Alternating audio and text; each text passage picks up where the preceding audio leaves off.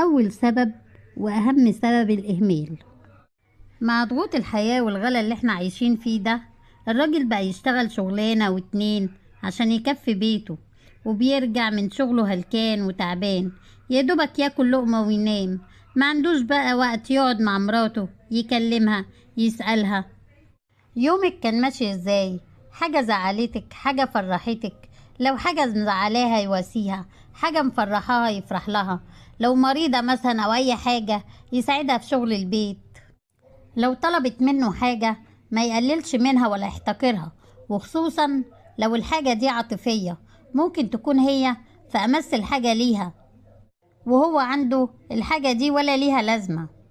أنا مش بقول يقعد جنبيها 3 4 5 ساعات، لأ، نص ساعة. حس بمراتك، شوفها، كلمها، اسمعها، محتاجة ايه، فيها ايه.